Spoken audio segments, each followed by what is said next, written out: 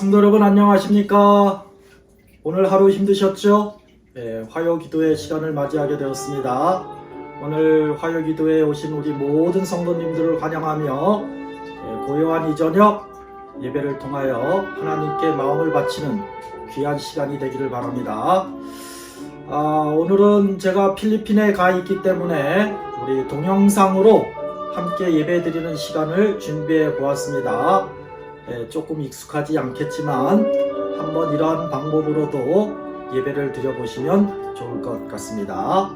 이제 우리 다같이 찬양 찬미가 441장 이 복된 기도 시간에 이 찬양을 부르시면서 함께 화요기도회를 시작하도록 하겠습니다.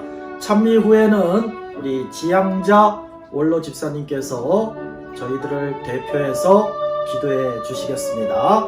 441장 이 복된 기도 시간에 함께 찬양하시겠습니다.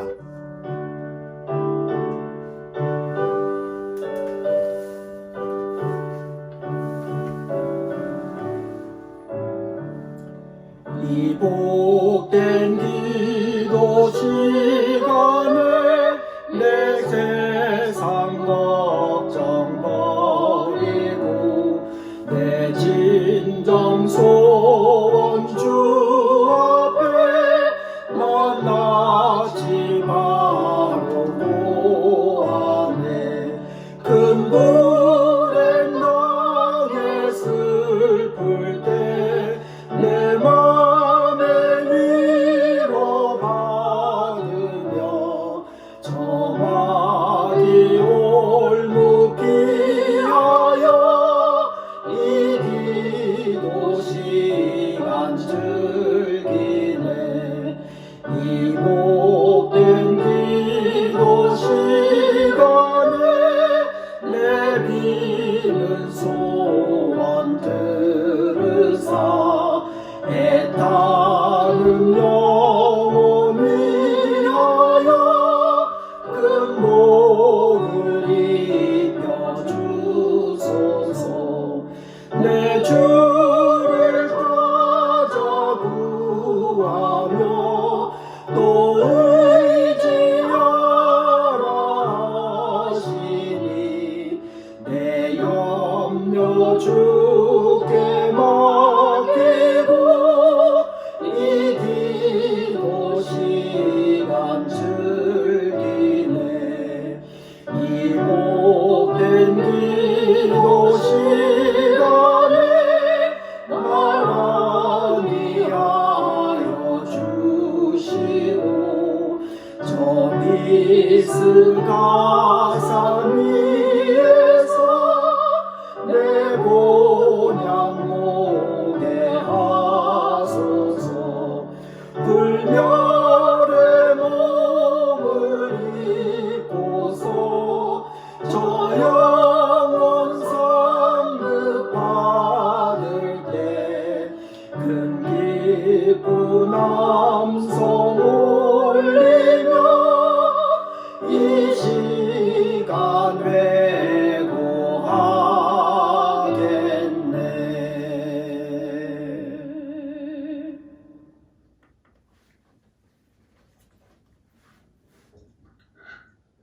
하늘에 계신 우리 아버지 하나님, 저희에게 재물을 주시고 살아갈 힘을 주시며 건강을 주시고 일용할 양식과 생활의 필요를 날마다 공급해 주심을 인하여 감사드립니다. 이제 주님께 받은 축복을 독차지하는 대신에 하나님께 감사하며 이웃과 나눔의 삶이 되도록 인도하여 주옵소서. 흩어 구제하여도 더욱 부하게 되는 일이 있나니 과도히 아껴도 가난하게 될 뿐이라 하고 말씀하신 금전생활의 원칙에 따라 이 세상에서 살 동안 가난한 자들을 돕고 복음사업에 투자하며 이웃에게 주님의 사랑을 나타내도록 너그러운 마음을 주시옵소서. 아멘. 고요한 이 화요일 저녁 주님의 말씀을 듣고자 하던 일을 잠시 멈추고 무릎을 꿇었습니다. 성령 하나님께서 저희의 마음 문을 활짝 열어주시고 말씀을 전하시는 목사님께 성령의 영감을 갑절로 부어주셔서 전하는 자와 듣는 자들이 모두 함께 귀한 은혜를 나누게 도와주시옵소서. 노원 교회의 모든 성도들이 한마음 한뜻으로 예배하는 거룩한 시간이 되도록 하나님께서 예배 시간 함께 하여 주시고 은혜 주시옵기를 예수님의 이름으로 기도드립니다. 아멘. 감사합니다. 우리 간절하게 첫 기도를 해주신 우리 지향자 원로 집사님께 감사를 드립니다. 이렇게 90이 넘으신 어르신께서 간절하게 기도를 해주시니까 얼마나 기쁘고 감사한지 알 수가 없습니다. 우리 연로하신 모든 어르신들께서 오래오래 행복하게 사시기를 간절히 바랍니다. 오늘 다시 한번 우리 화요기도회에 참여해 주신 우리 모든 성도님들을 환영하며 이 예배 시간에 우리 귀한 은혜를 나누는 축복된 그러한 시간이 되기를 바랍니다. 사실 이 방송을 보실 때면 저는 필리핀 우리 까가얀 데오로라고 하는 그런 도시에 가 있을 것입니다. 제가 2000몇 년도인가요? 제가 필리핀에 간 적이 2012년 한 10년 전인 것 같습니다. 10년 전에 우리 필리핀 까가얀 데오로 한인교회를 창립하고 제가 초대 목사로서 약 2년 동안 활동을 한 곳인데 이번에 특별히 초청을 받아서 제가 한 열흘 방문하게 되었습니다. 교회를 연속적으로 비워서 죄송한 말씀드리고 제가 갔다 와서 더 열심히 목회하도록 그렇게 하겠습니다. 지금은 어떤지 모르지만 제가 필리핀에 있을 때는 저를 따라다니는 어린이들이 약 30명이 이상이 되었어요. 그래서 사탕도 나눠주고 또 과자도 사주고 또 식사도 대접하고 그렇게 추억이 있었던 그러한 이 도시입니다. 다음 주 화요일에는 제가 현지에서 필리핀에서 직접 우리 설교를 한번 해보려고 합니다. 인터넷이 잘 연결될지는 모르겠지만 다음 주 화요 예배를 기대해 주시기를 바랍니다. 이제 우리 두 번째 찬미 383장 예수만 바라보세 함께 찬양하도록 하겠습니다. 383장입니다.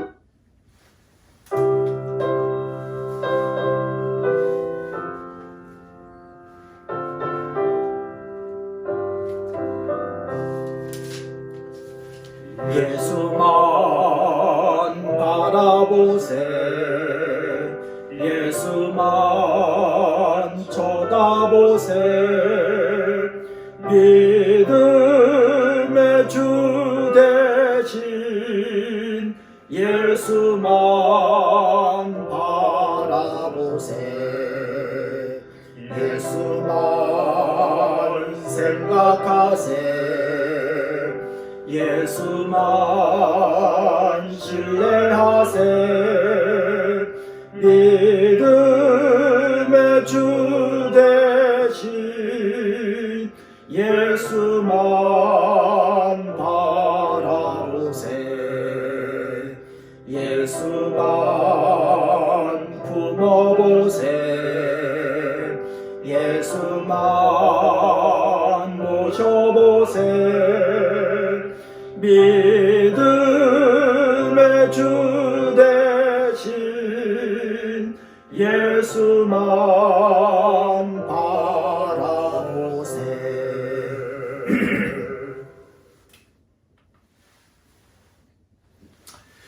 성도 여러분 안녕하십니까? 오늘은 우리 살아남는 이들 제32장 오순절이란 제목의 장을 함께 연구하는 시간입니다. 다 같이 사도행전 1장 8절로 15절에 있는 말씀을 살펴보도록 하겠습니다. 사도행전 1장 8절부터 15절에 있는 말씀입니다.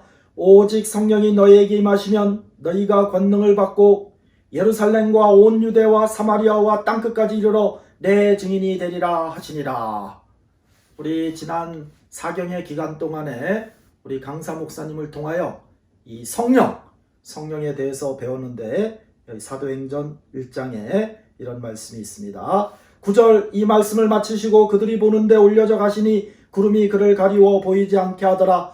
올라가실 때 제자들이 자세히 하늘을 쳐다보고 있는데 흰 옷 입은 두 사람이 그들 곁에 서서 이르되 갈릴리 사람들아 어찌하여 서서 하늘을 쳐다보느냐.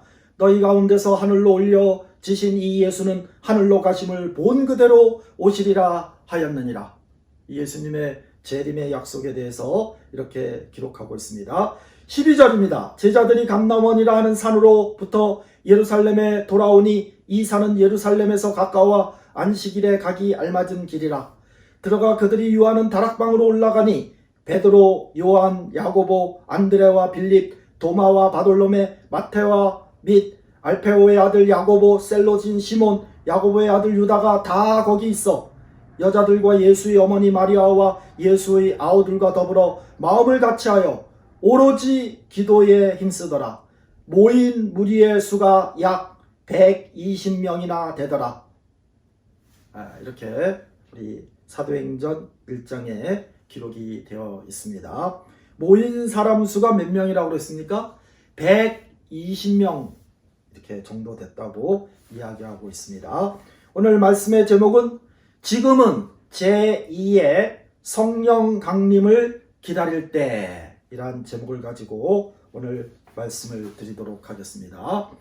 120명이 모인 자리에는 예수님의 11제자 가룟 유다를 빼고 11제자들과 함께 또 예수님을 따르던 여인들 또 예수님의 어머니 마리아 또 예수의 아우들 이런 사람들이 총 약 120명 정도가 모였는데 예수님의 아우들 예수님의 동생들까지도 정말 이 예수님이 하나님의 아들인가?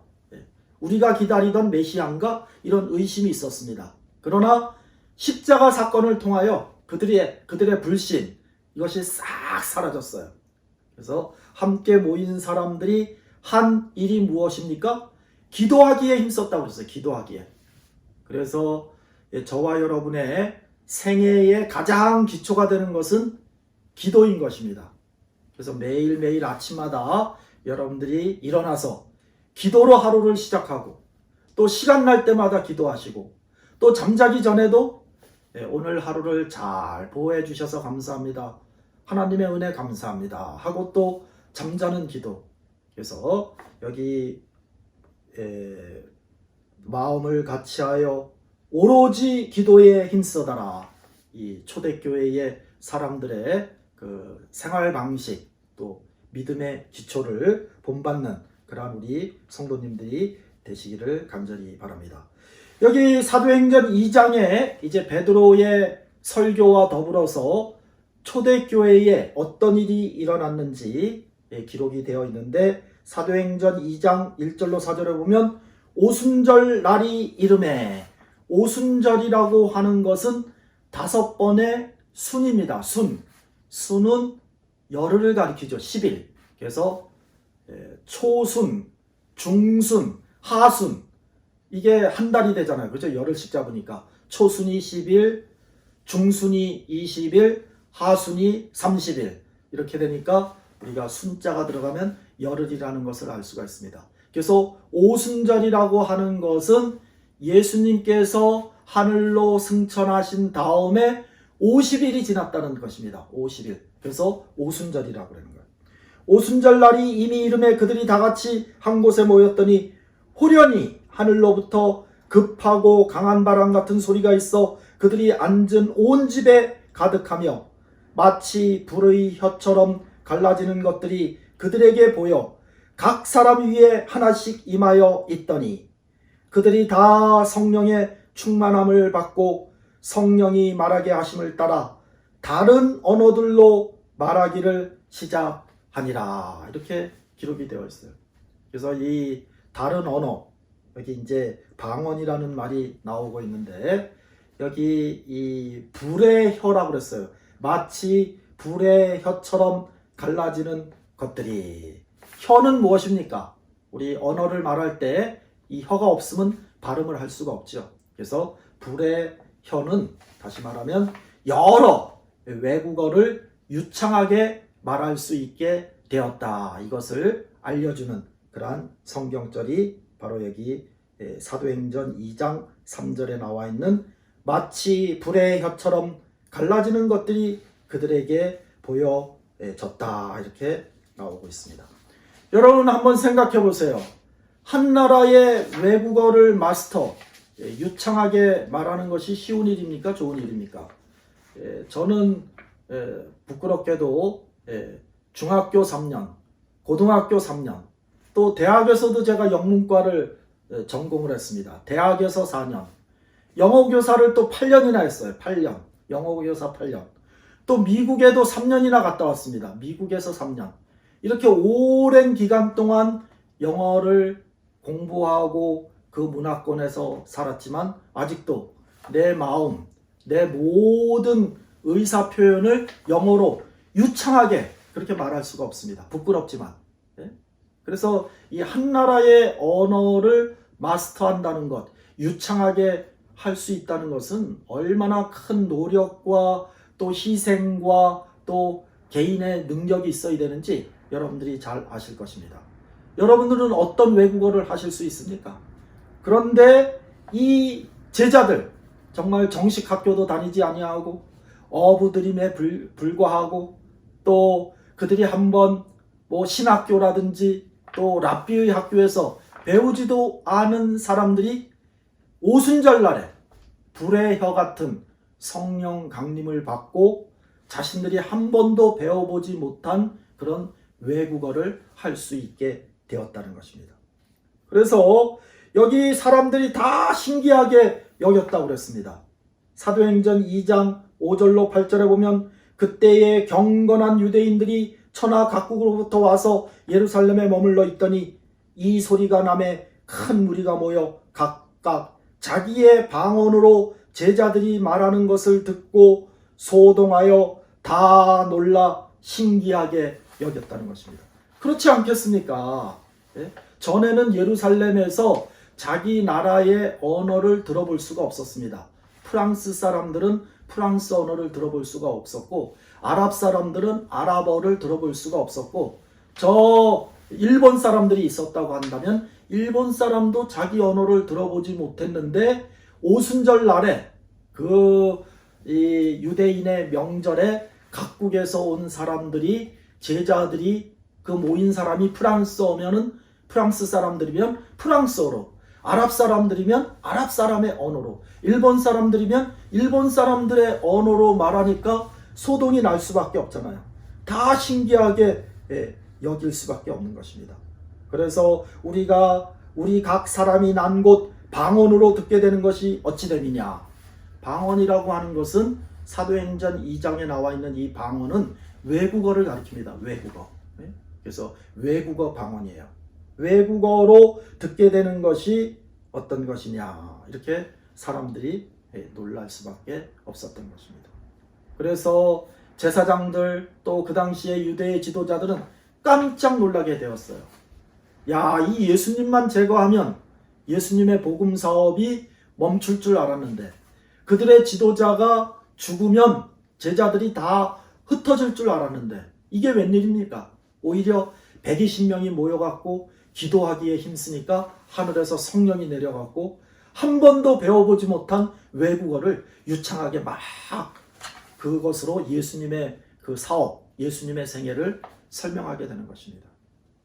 그래서 사도행전에 이런 놀라운 역사가 기록됐다는 것을 아실 수가 있습니다. 예수님의 12제자 중에 제일 용기 있고 박력 있고 예수님께서 큰 일을 하도록 사명을 맡겨주신 제자가 누군가니 바로 이 예수님의 수제자라고 하는 베드로였어요.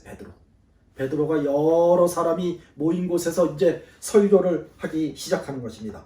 사도행전 2장 14절에 보면 베드로가 11 사도와 함께 서서 소리를 높여 이르되 유대인들과 예루살렘에 사는 모든 사람들아, 이 일을 너희로 알게 한 것이니 내 말을 기울이라. 이렇게 하면서 설교를 시작하는데, 사람들이, 제자들이 외국어 방언을 하기를 시작하니까, 아, 저 사람들이 술에 챈 모양이구나, 술주정으로서 이상한 말을 짓거리는 것보다, 이렇게 사람들이 이야기를 하니까 거기에 대해서 베드로가 뭐라고 얘기를 하는 것입니까? 때가 제3시니, 이것은 유대인 시각입니다. 제3시. 유대인 시각에다가 현대 시대를 계산하려면 플러스 6을 하면 돼요. 더하기 6을 하면 됩니다. 그러니까 3에다가 6을 더하면 낮 9시가 되는 거예요. 아침 9시가 되는 것입니다.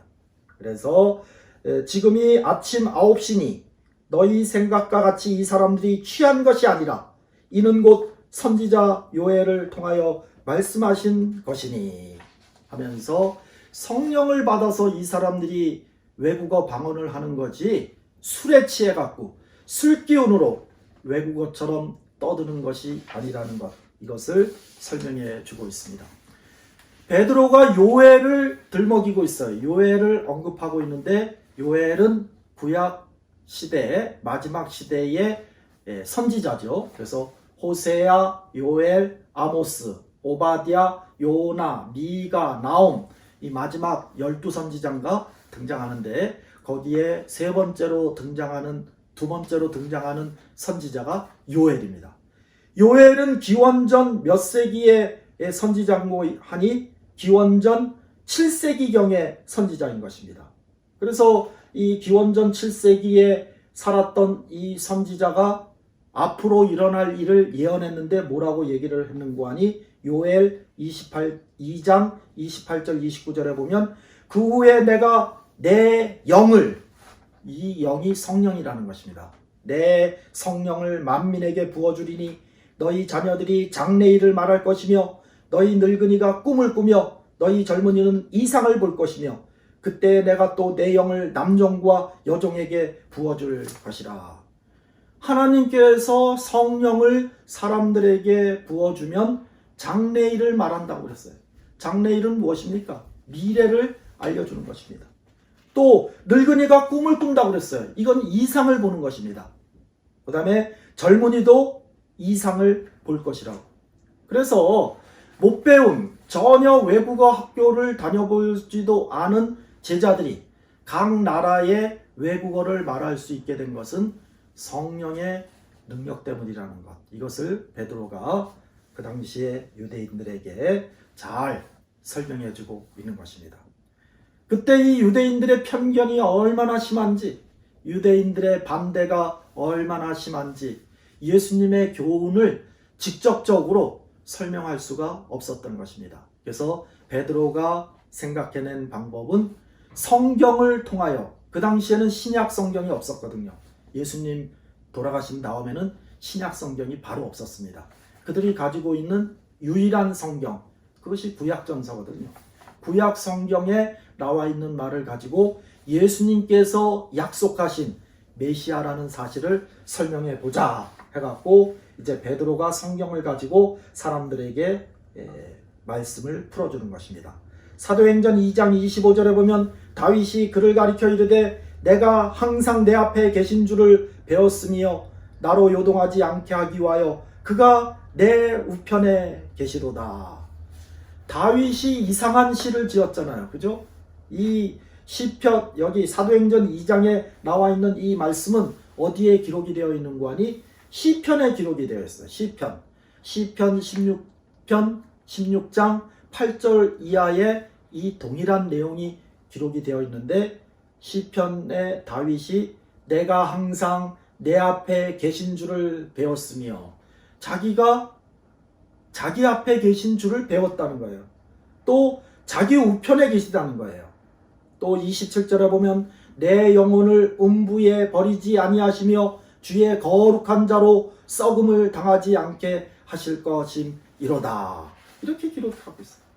그래서 시편 16편에 나와 있는 이 말씀은 다윗이 예언적 안목, 하나님의 성령이 다윗으로 하여금 이 다윗은 한 기원전 10세기 그 정도 사람이잖아요. 예? 기원전 한 700, 800년 전 그때의 사람인데 예언적 안목을 통하여 예수님의 역할과 사명, 그분의 죽으심과 부활에 대해서 이렇게 예언적으로 하나님께서는 다윗을 통하여 선포하게 하신 것입니다. 베드로가 이 성경절을 인용해서 여기에 나와 있는 것처럼 내 앞에 계신 줄을 배웠으며 그가 내 우편에 계시도다. 살아계신 예수님이 계셨다는 것, 이것을 설명하고 또 내 영혼을 음부에 버리지 아니하시며, 음부는 무엇입니까? 지옥이라고 그래요. 지옥. 그래서 예수님이 돌아가신 다음에 음부, 지옥이 예수님의 몸을 썩도록 계속 보관하고 있지 않았습니다. 예수님이 돌아가신 다음에 며칠 만에 부활하셨습니까? 3일 만에 부활하셨어요. 3일 만에. 그래서 여기에 음부에 버리지 아니하시며, 이 말씀은 예수님께서 썩음을 당하지 않고 부활하실 것, 이것을 미리 예언적 안목으로 기록해 놨다는 것, 이것을 유대인들에게 설명하는 그러한 것입니다. 그래서 다윗은 이스라엘의 두 번째 왕이었죠. 초대 왕이 사울 왕, 두 번째 왕이 다윗이었어요. 다윗은 이스라엘의 두 번째 왕이었음과 동시에 또 하나님의 선지자였습니다. 그래서 미래에 대한 이 사실을 다 이렇게 시편 16편에 기록하고 있는 것입니다. 이러한 베드로의 설교를 통하여 많은 사람들이 회개하게 되었는데 하루에 몇 명씩 침례를 받았다고 했습니까? 여기 사도행전 2장 41절에 보면 그 말을 받은 사람들은 침례를 받음에, 모든 성경에 세례라고 기록이 되어 있는데 또 성경 주석에 보면 또는 침례, 이런 말이 기록이 되어 있습니다. 그래서 여러분들이 성경을 읽으실 때 여러분의 성경에 세례라고 기록된 것을 읽으실 때는 침례로 바꿔서 읽으셔도 아무 상관이 없습니다. 그래서 침례를 받음에 그날의 신도의 수가 3,000이나 더하더라. 여러분 3명 침례 줘도 많은 거 아닙니까? 30명 침례를 줘도 많은 것 아닙니까? 300명을 침례를 준다고 그러면 얼마나 놀라운 일이겠습니까? 그런데 300명보다 숫자가 하나 더 늘어났어요. 하루에 침례를 받고 예수님 교회로 몰려드는 사람들의 숫자가 하루에 3,000명씩 늘어났다는 거예요. 그러니까 이게 이 성령의 역할이 아니라면 어떻게 하루에 3,000명이 침례를 받고 신도의 수가 늘어날 수 있겠습니까? 그래서 우리의 이 전도, 우리의 신앙, 우리의 이 믿음의 행위, 이런 모든 것들이 우리의 능력, 우리의 노력, 우리의 힘으로 되는 것이 아니고 성령의 능력으로, 성령의 힘으로 이루어질 수 있다는 사실, 이것을 반드시 깨달으시고 인식하시고 이해하셔서 성령을 구하셔서 우리 노원교회가 올해에는 정말 초대교회처럼 많은 사람들에게 침례를 베푸는 그런 성령의 기적, 성령의 역사가 일어나기를 간절히 바랍니다. 이때 많은 설교를 듣는 사람들이 마음에 찔림을 받은 거예요. 예수님을 부인했던 사람, 예수님을 찔렀던 사람, 예수님에게 십자가에 못 박게 하소서 고함을 질렀던 사람, 예수님을 전혀 받아들이지 않았던 사람, 예수님을 부인했던 사람, 이런 많은 사람들이 마음에 찔림을 받고 각성하고 죄책감 가운데서 그들이 뭐라고 이야기를 하고 있습니까? 사도행전 2장 36절 또 36절 7절에 보세요. 사도행전 2장 30절 그들이 이 말을 듣고 마음에 찔려 베드로와 다른 사도들에게 물어 이르되 형제들아 우리가 어찌할꼬 하거늘. 이때 베드로가 뭐라고 대답을 해주고 있습니까? 너희가 회개하여 각각 예수 그리스도의 이름으로 침례를 받고 죄사함을 받으라. 그리하면 성령의 선물을 받으리니 이렇게 기록하고 있습니다. 그래서 여러분들이 주변의 사람들에게 예수님을 소개하고 예수님 이야기를 들려주다가 야 그러면 내가 영생을 얻기 위하여 예수님을 나의 구주로 받아들이기 위하여 어떻게 하면 좋겠느냐 이런 질문이 나오면 여러분들이 침례를 받으십시오 하고 조언을 하면 됩니다. 그렇잖아요. 베드로가 너희가 회개하여 각각 예수 그리스도의 이름으로 침례를 받고 죄사함을 받으라. 그래서 침례는 죄사함의 상징이 되는 것입니다. 그래서 제가 우리 강혜숙 집사님의 이야기를 들었는데 강혜숙 집사님이 우리 선교회장님이 올해 우리 교인 수를 80명으로 늘려야 되겠다 이렇게 선포를 하였을 때 강혜숙 집사님이 결심을 하시고 나는 남편을 인도해야 되겠다 또 내 주변에 있는 사람들을 인도해야 되겠다 이런 결심을 가지고 지난 안식일에 한 분을 모시고 오셨다는 그런 소식을 듣게 되었습니다. 우리 강혜숙 집사님께 감사드리고 우리 모두가 강혜숙 집사님처럼 내가 한 사람이라도 믿고 침례를 받고 제사함을 받으라는 이러한 소식을 전해야 되겠다. 이런 사명감을 가지고 생활하시는 우리 모든 성도님들이 되시기를 간절히 바랍니다. 여기 방언 문제, 이 방언에 대해서는 많은 연구를 해야 합니다. 어떤 사람들은 이 방언은 외국어 방언이다 이렇게 하고 또 어떤 사람은 하나님과 교통하는 특별한 방법이다 이렇게 주장하는 사람들이 많이 있어요. 그래서 여기 이런 말이 인터넷에 실려 있는데 알지 못하는 소리의 방언은 허공에다 하는 것입니다. 이렇게 이야기를 하고 있어요. 그래서 방언하는 사람들 우리 일요일 교회에 가보면 여러분들 많이 들었죠? 어떤 사람은 샬라샬라샬라샬라 랄랄랄랄랄랄랄랄랄랄랄랄랄 계속 똑같은 말을 반복하는 것을 볼 수가 있습니다. 그러면 당신의 방언은 통역될 수 있으니까 랄랄랄랄랄랄라 하고 샤샤샤샤샤 하고 이런 방언을 통역을 할 수 있는가? 통역을 하지 못한다면 그건 방언이 아니잖아요.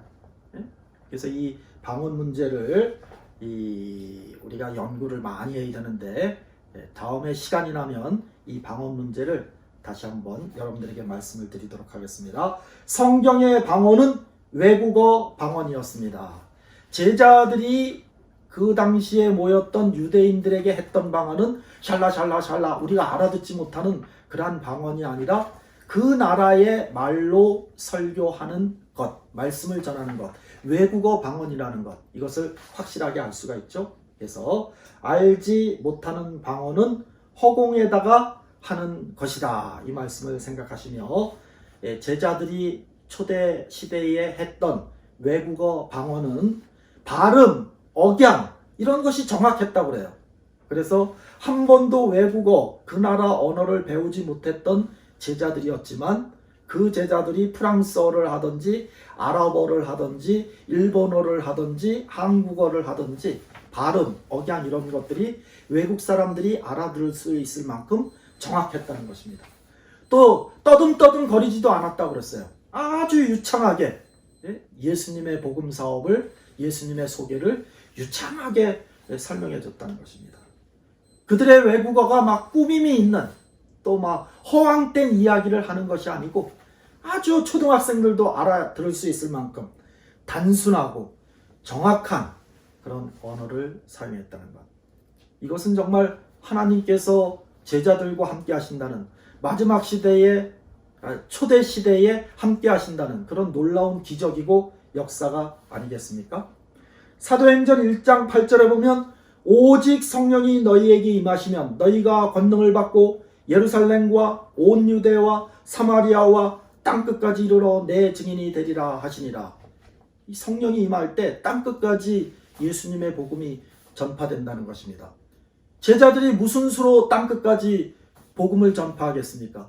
그 당시에는 비행기도 없었는데 먼 나라에 배를 타고 가겠습니까? 무엇 타고 땅끝까지 가서 예수님의 복음이 전파가 되겠습니까? 이것은 사람을 통해서 예루살렘에 찾아온 외국에서 찾아온 많은 사람들에게 그들의 언어를 통하여 예수님을 전달했을 때 외국에서 온 많은 사람들이 각자의 집으로 돌아갈 것이 아니겠습니까? 그러면 프랑스에서 온 사람들은 프랑스로 돌아가고, 저 아랍 쪽에서 온 사람들은 아랍으로 돌아가고, 동양에서 온 사람들은 동양으로 돌아가고, 자동적으로 예수님의 복음이 전파되는 것입니다. 그래서 가정에서, 야, 내가 요번에 예루살렘 오순절 그 특별 행사에 참석했는데 이런 일들이 벌어졌더라. 예수라는 사람이 십자가에 돌아가시고 3일 만에 살아났더라. 한 번도 외국어 학교에 다녀본 사람들이 없는 사람들이 그 나라 말로 설교하는 것을 내가 직접 경험했다. 이런 것들이 자동적으로 가정으로 전달되지 않겠습니까? 그러면 가정에서 들었던 것이 이웃에게 전파가 되고, 이웃 사람들이 또 많은 사람들에게 이 새로운 소식을 전하게 되면 그것이 점점 범위가 확장되어서 사도행전 1장 8절에 나와 있던 것처럼 예루살렘, 한 도시잖아요. 온 유대, 한 넓은 그런 이 국가를 상징합니다. 또 사마리아, 국가에 넘은 다른 나라, 그리고 땅끝, 전 세계. 그래서 예수님의 복음이 한 도시에서, 한 국가로, 여러 국가로, 그 다음에는 세상 끝까지 전 세계로 확장된다는 것, 이것을 사도행전 1장 8절이 우리에게 알려주고 있는 것입니다. 우리가 갖고 있는 우리 살아남는 이들, 공부하고 있는 살아남는 이들의 이런 말씀이 있습니다. 그리스도 교회의 설립에 관한 이 증거는 성경 역사의 중요한 부분이 될 뿐만 아니라 우리에게 한 교훈이 되기도 한다. 그리스도의 이름을 부르는 모든 사람들은 반드시 깨어 기다리며 한 마음으로 연합하여 기도해야 할 것이다. 이렇게 기록이 되어 있죠. 마지막 시대에 우리들이 해야 할 것은 깨어 있으라고 그랬어요. 깨어 기다리며. 네? 깨어 기다리며 마음이 하나가 되어야 된다고 했습니다. 한 마음. 또 연합하라고 그랬어요. 또 연합해야 되고, 그 다음에 기도해야 한다는 것. 이것을 강조하고 있습니다. 계속해서 이렇게 말씀하고 있습니다. 그리고 일치되지 못한 모든 것을 내어버리고 하나가 되며 서로 너그러운 사랑이 온 단체에 충만해야 할 것이다. 그런 다음에야 우리의 기도는 강하고 열렬한 믿음으로 하늘 아버지께 상달될 것이며 그 후에 우리는 약속이 성취될 것을 생각하고 참을성 있게 기다릴 수 있을 것이다. 이런 말씀이 우리 살아남는 이들 책에 기록이 되어 있습니다. 저는 우리 노원교회 모든 성도들에게 2024년 한 해에는 좀 너그러운 마음을 갖자, 이렇게 좀 제안드리고 싶어요. 작은 일로 따지고 또 서로 비난하고 또 옳니 그르니 이것을 가지고 자를 대고 측정하고 따지고 그러는 것보다 여기에 나와 있는 것처럼 너그러운 사랑.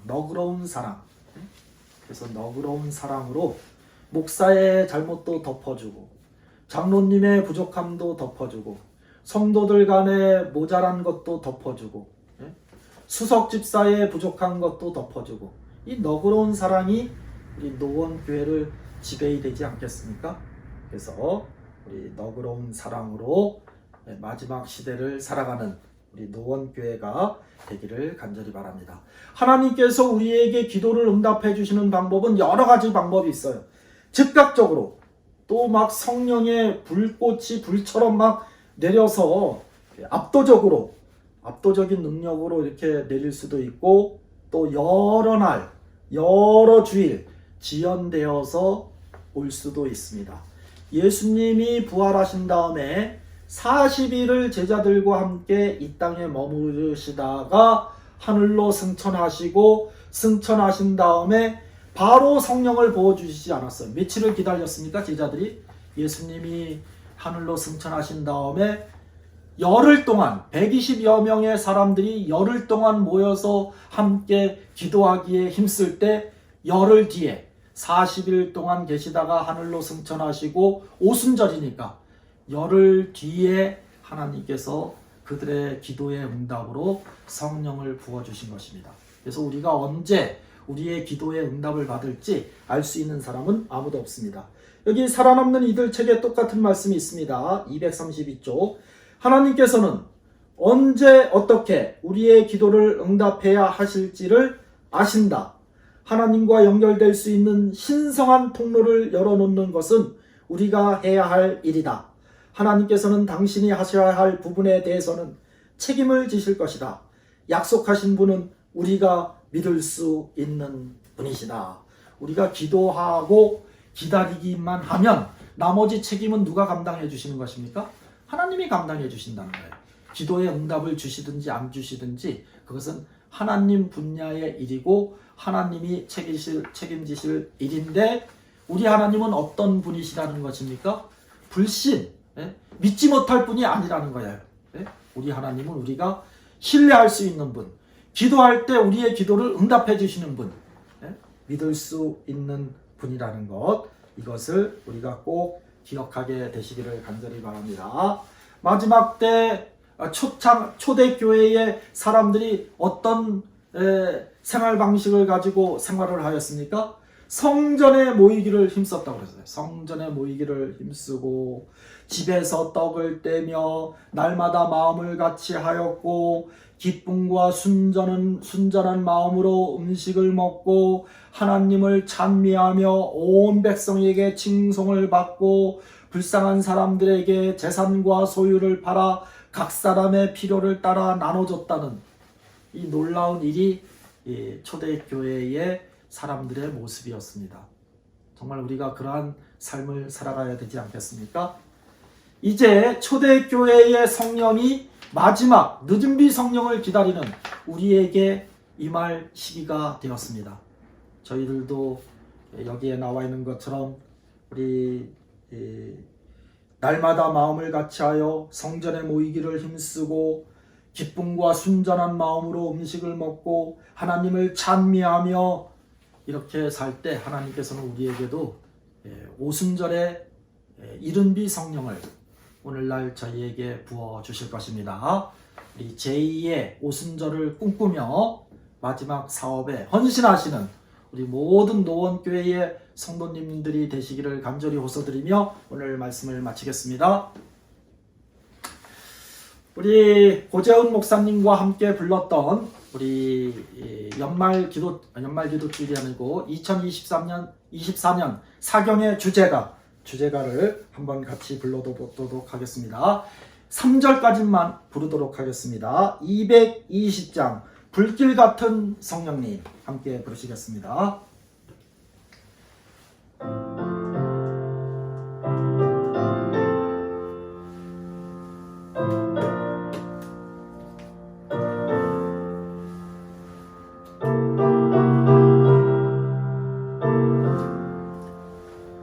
불길 같은 성령님 우리 중에 오셔서 주의 영광 보도록 눈을 밝혀주소서. 주의 성령 임하사 우리 모든 소원을 만족하게 하소서. 우리 기다리오니 불로 충만하게 하소서. 주의 제단 불위에 우리 몸과 영혼과 우리 가진 모든 것 지금 바치옵니다. 주의 성령 임하사 우리 모든 소원을 만족하게 하소서. 우리 기다리오니 불로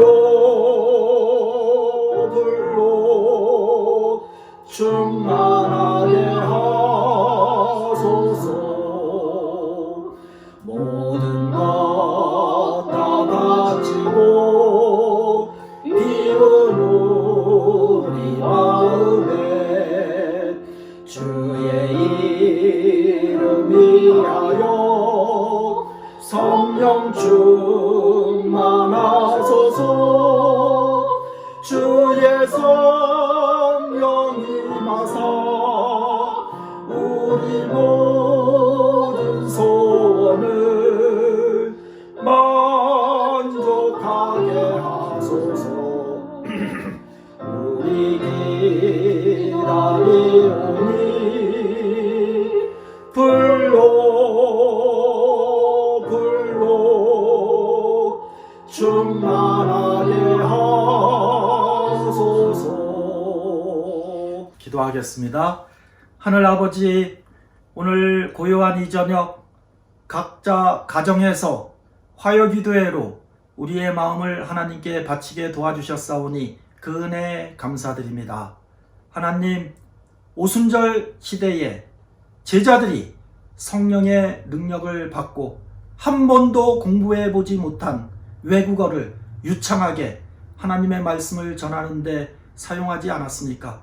하나님의 능력이 아니라면 이 큰 기적이 어떻게 일어날 수 있겠습니까? 이제 마지막 시대를 살아가는 저희들에게 헌신과 또 열성과 예수님의 복음을 땅끝까지 전한다는 사명감을 가지고 이제 초대교회에 이른 비 성령이 내렸던 것처럼 마지막 시대에 늦은 비 성령을 받기 위하여 함께 모이기를 힘쓰고 기도하고 한마음 한뜻으로 성령을 강구하는 노원교회의 모든 성도들이 되도록 하나님 은혜 베풀어 주시옵소서. 예수님의 복음이 땅끝까지 전해져야 예수님께서 곧 천천만만의 천사들과 함께 영광의 구름을 타시고 이 땅에 재림하시지 않겠습니까? 올 한 해 우리에게 주어진 이 1년을 오직 복음 전도와 영혼 구원하는 사업에 헌신하고 노력을 기울이고 열심을 갖는 우리 노원교회의 모든 성도들이 되도록 저희에게 각성하는 마음과 열심을 허락하여 주시옵소서. 안식일 다시 만날 때까지 하나님께서 저희 가정과 직장과 학교에 함께 계셔 주시옵기를 예수님의 귀하신 이름으로 간절히 기도드리옵나이다. 아멘. 묵상으로 우리 모든 예배를 마치도록 하겠습니다.